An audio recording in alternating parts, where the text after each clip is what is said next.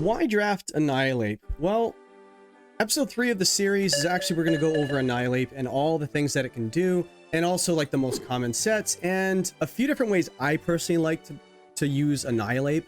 I've had it in, I used it in a different league one time, and I kind of got the partners I needed to, which I'll kind of go over as well.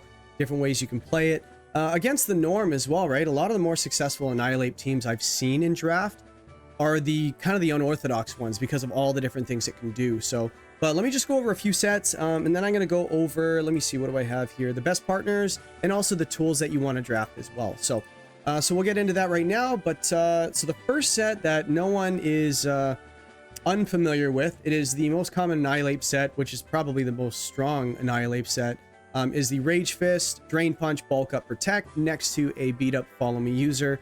We all know who that notorious one is with the mouse hold. Terra Fire just to get around the Moonblasts and the D-Gleams and things like that. And then just taking neutral damage. One of the things Annihilape really likes doing is taking neutral damage and just spread damage, just not being as strong as single target with the redirection, and also the mouse hold usually having the friend guard ability as well, just to lower the amount of damage. And the bonus about getting hit and taking very little damage is Rage Fist just gets 50 power stronger every single time. Very devastating. This thing has won so many tournaments, and it's just obliterated me on the regular. So, but that's just the first set that everybody's really familiar with. But Amara, another common set that people like to run is the Terra Grass. That way you can get around the Rage Powders and then Final Gambit. And like the most common one right now is the Magearna. You go for the Final Gambit, you delete something on their side, delete yourself, your Magearna gets a +2, and you get a Trick Room up. And now you have the Sweeper come on the field for free turn 2, and then the Magearna at +2 just starts doing damage. So, but a more traditional one in like VGC tournaments, a lot of it is just you run it next to a, say you just Follow Me next to a, sorry, not Follow Me, you go for a Final Gambit next to a Trick Room setter, and then you just start sweeping with, say, I don't know, Calyrex, or like Calyrex Ice, or you go off with Ursaluna or Torkoal or things like that. So this is a very strong set to actually have if you wanted to set up a Trick Room mode. So one of the bonuses about Annihilape on the other side on your side of the field, or on your side of the prep side of your matchup, is they don't know what this thing's going to do. Like, how do you lead or plan your match against both of those sets, because they're so strong, and they both do completely different things, right? So you don't know what you're going to do. So it's really tough. So you got the U-turn to pivot out just in case you don't like the matchup. You have the Final Gambit to delete things that have less HP than you. Close combat for stab, Shadow Claw for stab, and it's just got max bulk over here with the max speed. Terra Grass, like I said, to get around the Rage Powder. Another one is just kind of the same set, but coaching. Unfortunately, like, well, not fortunately, coaching actually doesn't get redirected anyway. So if you're ever in front of a grass type that's about to Rage Powder or Follow Me, you can still coach. Because coaching cannot be targeted. It's not a targeted attack. It's just automatically at your partner. So Follow Me can't redirect it, which is very nice. So you can just really snowball with something that's maybe slightly slower. So it gets up to like 280 or 230 or something like that. I think it's about 230, 235 or something. So anything slower than that, which is pretty much everything, gets a free +1 attack and defense, and then it just starts going off after that. Next, we have the AV version. Again, you're starting to see a lot of similarities with these moves because it's just different items and just different ways you have to deal with it as a result. So the Final Gambit one's really nice. I threw a Vital Spirit here as well, just in case you didn't want to go for the Terra Grass and say they don't have an Intimidate user, or you're not really expecting to be facing things that that put you to, like that are like redirecting and things like that. You could just go for a Vital Spirit instead of the Terra Grass or the Defiant, right? I meant to say stat dropping moves like Electro Web, Icy Wind, things like that. But yeah, just having U-turn on there is just so nice just for positioning, especially with an AV set, right? Like against special Pokemon, Rage Fist just gets stronger and stronger and stronger, and you can still run it next to the things that make it the strongest it can be, right?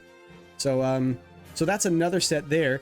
And now I like to do, just like you guys already see in the previous videos, I like to do things where you just kind of let them know the moves they get. Curse, just in case you're facing like a Dondozo or like a stall Pokemon or something, you can sacrifice half your HP to start doing a quarter damage to your opponent as well. KO it in 4 turns no matter what, unless they know how to EV properly, and then it KOs in 5. So that's Curse. And not to mention, if you Terra and Curse, you're also getting an attack boost, and if you want to set Trick Room as well, you also lower your speed. So you can use it two different ways. Curse is a very cool move. You can actually use different ways in the same game. You curse one time, like just to kind of like, you know, say you're facing a dozo, you curse, and then the next turn you can defensively Terra and then go for a curse. And now curse is not dropping your HP again, it's just, you know, boosting. Well, curse is just going to boost your attack and defense. Encore is a sneaky move on it as well. It is fast enough that if something protects that's just a little bit slower than you, you can lock them out for the entire game, especially if it's like the last two, or even a dozo, right? You know, like say dozo, you drop its speed or something like that, it doesn't get its +2 speed, or they're not running max speed on it, you could just encore it and it's stuck into protect or whatever it might be, or rest for that matter. Taunt, same kind of thing, but you just kind of taunt things before they happen. I've seen a few of those kicking around. Vacuum Wave is kind of sneaky because it's just priority move. I think that's the only priority it gets. So just in case it's a Focus Sash Pokemon is really the only time you're going to be using Vacuum Wave. Or the super cheeky Weakness Policy Partner, and then you go for a Vacuum Wave. Like, I'm just picturing Annihilate Mousehold in a game 1. You go for Weakness Policy Mousehold with a wide lens, and then you go for a Vacuum Wave into it, Weakness Policy, and then you go for a 10-hit Population Bomb at +2. Nothing surviving. So that's another thing. The last few moves, I do have 4 moves here that we didn't see on the other sets. Weakness Policy I just mentioned as well, but a Weakness Policy Annihilate is no joke. Because like a lot of people think that you need to get hit to boost your Rage Fist boost. Well, your Weakness Policy goes off in any regard. All of these things are just doing a ton of damage. Not to mention it does get acrobatics. So it does get to 110 power flying move at +2. That does a lot of damage. Ice Punch for coverage, Gunk Shot for coverage, Seed Bomb is kind of sneaky. People don't really realize that you get it. And in Draft League, I know a lot of quad weaknesses are won and lost with coverage. So that's another thing there. So that's 6 different sets, or 4 sets, and then the coverage it gets. So that's the sets and partners. So as I mentioned a little bit already, you have the Indeedee with setting Trick Room, and then you can Final Gambit, and then you can get your Sweeper on the field as well. There's a few of them right there. The redirection as well. I guess I could put Follow Me. So just in case you don't need to play it that way, you can just go for Follow Me and then just start attacking, or you can go for the Final Gambit with the Trick Room as well. Your Saluna is obviously a sweeper that I can get off the field as well. Not to mention, it is a good switch in for it as well. If they wanted to lead something with ghost coverage just to take you out, Ursaluna switches in for free because it's immune to it, and then it just starts going off after you're getting your Flame Orb boost, and then it just starts doing a ton of damage. I did mention the Agirna as well. You can run it kind of the same way. Mousehold, Beat Up. I didn't really mention the Beat Up maybe, but the Beat Up definitely gives your Rage Fist a 200 power move now. So it's very good.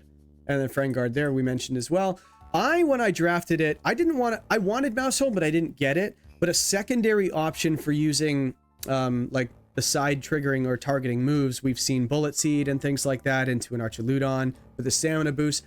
I thought Jolteon being so naturally fast at 130, I thought that Pin Missile would be fantastic. Just to be able to side go into, because fighting resist bug, and so does Ghost. So Pin Missile, if you run the loaded dice of the Pin Missile, you're getting, it's basically a beat up boost, unless you're like me and you get a 5% miss chance on your Pin Missile and miss and lose the game. But you also win 1 out of every 20 times that happens. So, or you lose every 1 of every 20 times that happens. So I was just the one, unfortunately. It didn't work out. If I was facing you and you're watching this, you know who you are. You know I won that game. Anyway. And also another thing too, I mentioned side hitting, Rock Blast. So one thing I like to do as well is don't just have like a pure supportive Pokemon, because they can either ignore it or they can just fake it out or something. They can just kind of like stop it from supporting what you wanted it to support. So the thing about Arcanine Hisui is there are so many sets you have to watch out for on this thing. Rock Blast could be something that you could use offensively, and you can use it to support your Annihilape as well, because it resists it. So you can boost your Rage Fist, or you just go for multi-hit moves with your Rock Blast, which this thing is just very strong. So that's another way you can do it. I actually think that Jamie Boyd was the one I took that idea from. So that's just a really... Check out his channel if you haven't checked him out yet. He's just actually really, really brilliant when it comes to the game mechanics and how they work and different synergies people usually aren't aware of. So, but just getting into the tools that you need just to kind of polish off the video as well. Don't want to make these super long. Any sort of redirection, just in case you're in draft and you can't get what you want. There are other follow me users. Electabuzz is really nice. And Electro Web, just in case you want to protect, get the speed boost, and then you could you can't really side hit. Unfortunately, like there's creative ways to do it. Like you can your Annihilape can tear off grass or something like that. Then you can Volt Switch into it for a resisted hit, but then now your Rage Fist is 100 power, and so on and so forth. Or you just start getting bulk ups next to your follow me users. So that's another thing you could do. I personally drafted Porygon 2 with it because it was just really hard to stop both of them.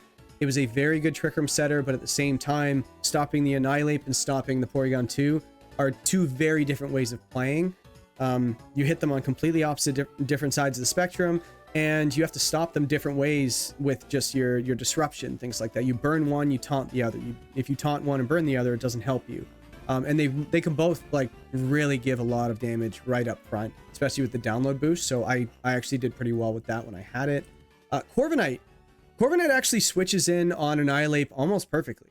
So Annihilape is weak to flying, resisted, weak to fairy, resisted, weak to dark, no, not dark, ghost, not resisted, but it's, what else is it weak to? I'm testing myself right now. Psychic, resisted. So Corviknight resists almost everything Annihilape is weak to, and it can set Tailwind. I don't like the fact that it can bulk up as well, because now you could just, your answer for both bulk up Corviknight and bulk up Annihilape are the same, and they both hit on the physical side, but you get the idea. So I try to find perfect partners for these Pokemon we're featuring, and Corviknight was the best one I could find, next to obviously the Mousehold and things like that. So just in case you were looking for partners, say first round, you're like, I want Annihilape, let's get it, and you got it. And you're like, all right, how do I balance out this roster? Well, Corviknight is a very nice piece, and it also does other things, and most of the time you need a Steel type anyway. So Corviknight's very good, not usually the most expensive in a draft either, so definitely a great option there. And the last one, another Jamie Boyd special that I think I stole as well. Beat Up Weavile. Yes, they're both weak to Fairy, but you can Fake Out, which you can't do with Mousehold. You can Beat Up and it's faster, which Mousehold can't do. And then Knock Off and just you Focus Sash it anyway. Weavile just offers maybe a little bit more offense than Mousehold does, unless you're going for the Wide Lens Pop Bomb stuff, but then you're susceptible to the Rocky Helmet and things like that. So Weavile just gives you another option to put on your team that is just a different way of running Annihilape next to something. So I really like Weavile, and if anybody's ever used Weavile in a regular season, Weavile has so much utility. Dark and Ice, they literally hit everything. If you have it, you're finding yourself bringing it every single week. And it just does so many different things. So, but I don't want to bore you guys. I don't want to keep you around too long. You probably other draft, wide draft videos you want to check out. So check out in the description. I'll have the playlist down below as well, just in case you want to check out the other Pokemon that we're featuring. This is only episode 3, but we're going to get through a whole lot more. So, and this is why you draft Annihilape. Thanks for watching. Peace.